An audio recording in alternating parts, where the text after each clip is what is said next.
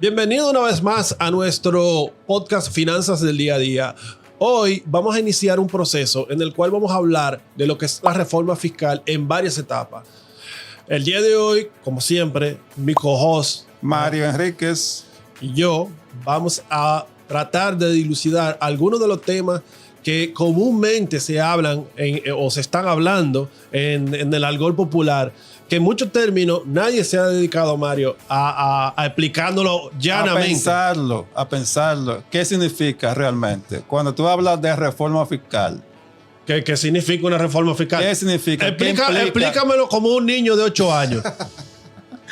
Una reforma, vamos a comenzar con el término reforma, es cambiar algo que está funcionando. Y cuando se quiere cambiar es porque se quiere lograr un objetivo distinto al que se está consiguiendo actualmente. O sea, reformar es modificar. Modificar. Pero realmente nosotros, ahorita estábamos calculando la cantidad de reformas que hemos tenido en los últimos 40 años. ¿Cuánto era que había? 15 reformas. 15 reformas. Si tú vas, ¿cada cuántos años sería eso? Bueno, es un promedio de... Cada 3 años. Cada 3 o 4 años. Sí, como cada gobierno. En cada gobierno. Y normalmente la reforma lo que persigue es una sola cosa. ¿Cuál es? Recaudar más. Recaudar más. Sí, pero tú sabes que hay dos términos que la persona no lo logran separar, y es precisamente porque no hay nadie que se lo explique. Existen dos términos que son similares, que es reforma fiscal y reforma tributaria. Es un punto muy importante, porque cuando estamos hablando de reforma fiscal, no es solamente la parte de los ingresos impositivos, sino tiene que ver con la política fiscal, con el fisco, con la reforma de cómo el Estado no solamente recauda los ingresos, sino cómo los invierte, cómo los gasta.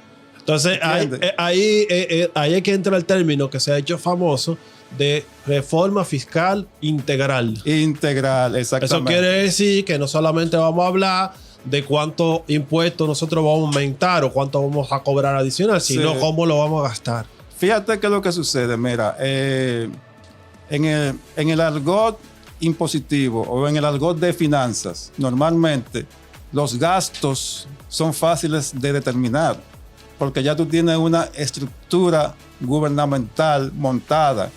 Tú tienes los ministerios. Tú tienes todos los ministerios, grupos de instituciones. El Poder Judicial, tú tienes la Junta Central Electoral. Que no generan un peso. El Defensor del Pueblo, el Tribunal Constitucional.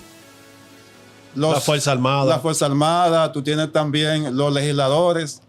Todo eso ya se sabe que anualmente hay que destinar una suma en salarios, en suministros, en combustible, y eso hay que buscarlo de alguna manera. Y eso es lo que nosotros le llamamos gasto corriente. El gasto corriente, exactamente, que entonces, se destina a ese tipo renglones. De renglones, o sea, a pagar salarios, sueldos y salarios. De toda la estructura del Estado. Los suministros. Pero entonces, el combustible. También está el tema del gasto de capital. El gasto de capital, las obras públicas. Entonces ya ahí es cuando... Que debe ser mejor inversión pública. Inversión pública. Pública. Que ahí es cuando yo hago un puente. Un puente, una carretera. Un colegio. Un colegio, exacto. Entonces, club deportivo. Y entonces ahí, ¿cuál es la diferencia entonces con una reforma tributaria? Bueno, mira, la reforma tributaria básicamente es cómo aumentar los ingresos tributarios. Y eso es lo que todo el mundo le tiene miedo. Que pueden ser de dos fuentes. Pueden ser de fuente de impuesto interno o pueden ser de fuente de las importaciones. Con las importaciones es más difícil tú aumentar la recaudación. ¿Tú sabes por qué? Porque las importaciones están regidas por tratados internacionales. Como el DERECAFTA. Que limitan muchas veces la capacidad del Estado de aumentar los aranceles. La tendencia mundial es a disminuir los aranceles. ¿Entiendes? Entonces, por eso es que se está haciendo más énfasis en aumentar los ingresos internos. O sea, los impuestos internos. que son los impuestos que pagamos nosotros en nuestro día a día. Sí. Que en el capítulo anterior hicimos un recorrido sobre el día de una Sí. persona y los impuestos que paga. Mira, actualmente, para hacerte una ilustración, del 100% del total de impuestos que se recauda, alrededor de 80% son impuestos internos y 20% Vienen de importación. viene de las importaciones. Mira, yendo por la misma línea, cuando nosotros hablamos de una reforma tributaria, nosotros tocamos un tema que se llama presión tributaria. Eso es lo que persigue aumentar el gobierno cuando hace una reforma tributaria. Mira, yo me sonrío porque presión tributaria es algo que cada agente económico lo siente de manera distinta.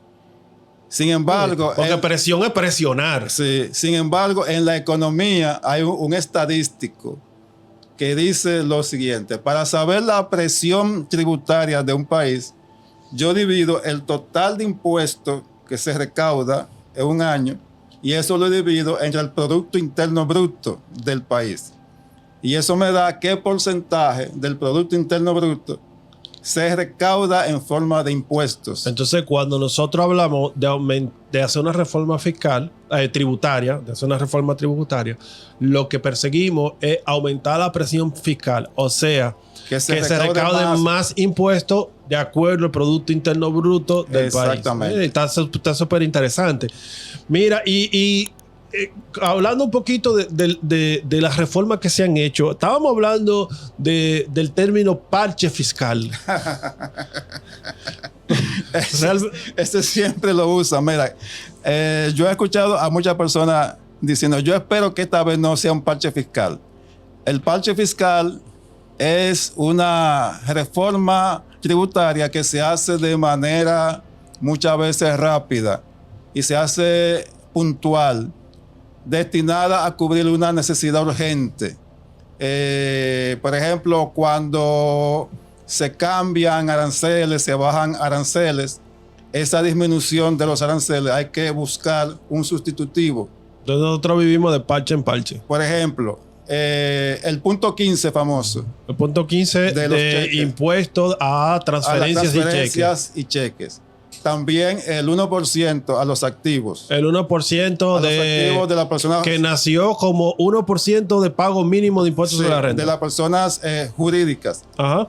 Si tú vas a las leyes, a la ley. Al original decía: esto es un impuesto temporal. Transitorio por X periodo de tiempo. Y con un objetivo específico. Exactamente. Pero ¿qué sucede? Cuando llega el momento de desmontarlo, preguntan: ¿de dónde vamos a sacar esta partida? ¿De dónde vamos a sacar ese dinero que se está recaudando? Porque ya hay compromisos con los gastos corrientes y gastos de capital o inversión de capital. Ok. Y se han dejado. Ok, entonces mira, ahí está con el tema de lo que es el gasto Sí, pero antes de seguir, mira, el Producto Interno Bruto, ¿qué tú entiendes por Producto Interno Bruto? Te iba a preguntar. Producto Interno Bruto es todo lo que produce el país. Sí. Ahora, vamos a matizarlo un poco. Medido al precio corriente de los productos finales, de los bienes y servicios finales.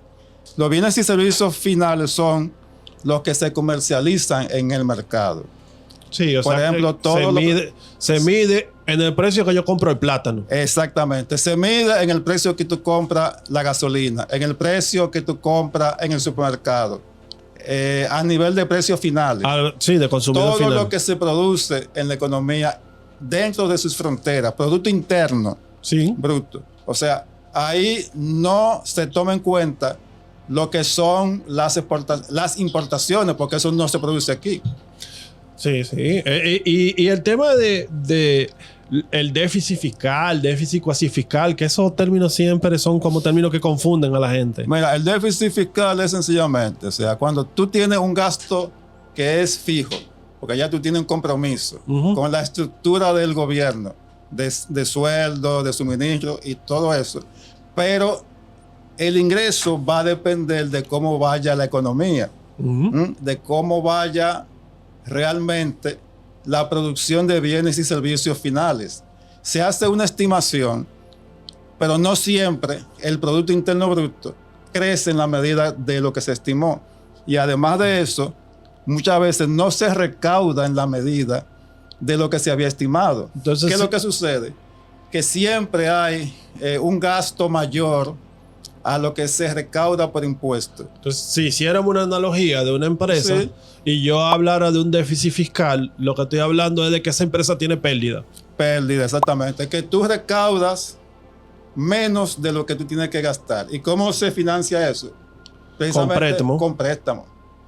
Los préstamos pueden ser emisión de deuda pública en el mercado interno.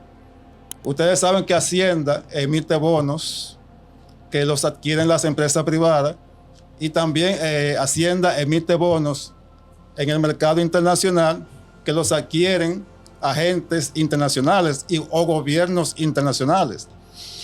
Y tú tienes, quiere decir que si lo viéramos como si fuera una empresa, lo que estamos haciendo cuando hablamos de déficit es que tenemos más gasto de lo que nosotros ingresamos. Mira, Y lo cubrimos tomando préstamos, ya sea para lo que sea, pero tomamos préstamos. ya que tú hablas de una empresa, hay un informe que se emite todos los años, que es el informe de recaudo e inversión de renta pública.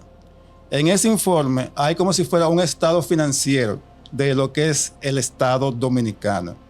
En ese informe financiero que es público, tú puedes ver que los activos del gobierno dominicano son menores a los pasivos.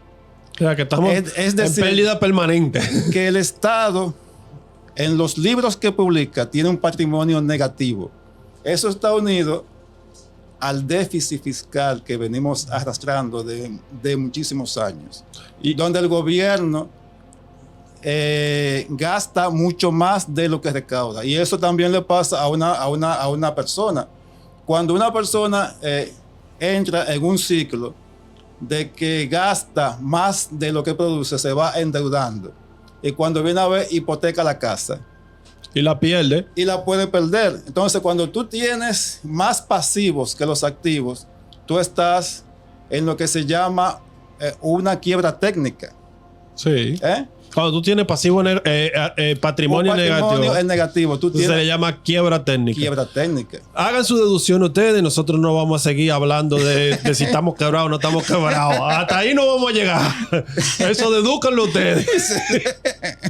Pero, mira, hay un tema que nosotros, o sea, en el algor popular o en los medios de comunicaciones se está hablando mucho de que el tema de los regímenes especiales, de las exoneraciones y ese tipo de cosas. Pero la verdad es que hay, por ejemplo, cuando nos referimos a un régimen especial, ¿de qué estamos hablando? Mira, un régimen especial es un régimen tributario que tiene por objetivo fomentar el desarrollo de un sector específico. Por ejemplo, el de las zonas francas. Las zonas francas tienen una ley, la 8, no me acuerdo el nombre. A mí no me pregunte el número de ley. Que tiene muchísimos años. Aquí se ha creado una industria de parques de zona franca bastante extensa, donde esas empresas disfrutan de exenciones tributarias de impuestos sobre la renta, de selectivo al consumo, de ITEVIS. También está el régimen especial para el desarrollo de los hoteles. Ese es el famoso Confotur. Entonces. Y también hay un régimen especial que se parece mucho al de Confotur, que es el de la zona fronteriza. Sí. Pero fíjense bien ustedes que ese sector de zona franca y ese sector de la hotelería son de los más dinámicos en la economía. Cuando tú te refieres a dinámico, ¿a qué que tú te refieres? Dinámico que tiene mucha producción, mucho impacto. Que producen mucho empleo, mucha actividad económica. Y sin embargo tienen exenciones tributarias. La presión tributaria para esos sectores es baja. No es la misma que la presión tributaria que una empresa que no goce de esos incentivos. Y ahí es que está, por eso es que hay una presión para tratar de mejorar esos regímenes y tratar de recaudar más por esa vía. Mira, ¿qué es lo que sucede con la reforma fiscal? Que todo el mundo está de acuerdo con la reforma fiscal siempre y cuando no me afecte. Yo quiero que se aumenten los ingresos siempre y cuando a mí no me afecte porque yo pago mucho ya. Y también los que están en regímenes especiales dicen, si tú me quitas las exenciones, yo me voy y además no hay seguridad jurídica en el país, no hay seguridad jurídica. Entonces, ¿cómo tú vas a traer inversionistas? Si tú haces que lleguen con un régimen especial y luego a los 5 años le dices que no. O sea que la papa está muy caliente. O sea, si tú lo ves, el asunto de una reforma fiscal no es fácil. Sí, la reforma fiscal tiene que atender a ser muy complejas. Sí. Y aparte, no solamente de la parte técnica tributaria, que es lo que más hemos conversado hoy, sino también en el algo político y sobre la presión que va a tener en el pueblo. Porque al final, yo siempre he dicho lo siguiente, cuando yo tengo una reforma tributaria, normalmente el que termina pagando ese incremento en el impuesto del consumidor final, o sea, el de a pie. ¿Por qué? Porque o aumentamos la recaudación aumentando ya sea la tasa o la base imponible en los impuestos indirectos, como por ejemplo el ITEVI, y ese va directo, o sea, ese impacta directamente al pueblo, o aumentamos la recaudación vía los impuestos que impactan directamente la creación de riqueza, que es como el impuesto sobre la renta. Pero ¿qué hace el dueño de la empresa? Eso lo transfiere. ¿Por qué? Porque yo al final quiero ganar lo que me voy a ganar como empresario. O sea, más o menos es la estructura que hay. Sí, mira, como yo te decía, el asunto de la reforma fiscal tiene un trasfondo también filosófico. Que tiene que ver con el papel del Estado en la economía. También se debería plantear qué tanta participación del Estado queremos o no en la economía. Sí, pero es una discusión filosófica para otro capítulo porque esa es muy grande. Sí. Ahí estaríamos hablando incluso hasta de filosofía macropolítica. Por ejemplo, el caso de Argentina. Sí, el caso de Argentina que se ha establecido con su nuevo presidente como de extrema derecha, con una proyección a una menor participación del Estado y liberal más en la participación del sector privado. Pero eso se produjo por la crisis. El modelo explotó. O sea, eso de estar aumentando la presión tributaria y en el caso de Argentina y usando esos recursos para ayudas sociales cada vez más grandes, hizo que el sistema explotara. Entonces, ¿qué es lo que están haciendo ahora? Disminuir el papel del Estado en la economía, hacerlo más eficiente. Sí, por ahí estamos hablando de casos extremos, porque realmente Argentina es un caso a estudiar lo que está pasando ahí. Pero tenemos países que tienen filosofías, ya sea de mayor o menor participación, y que no están en esos casos. No. Pero eso, vuelvo y le digo, eso sería incluso un podcast totalmente diferente, porque ahí hablaríamos hasta de derecha, centro, izquierda y filosofías socialistas y ese tipo de cosas que tal vez no van al caso.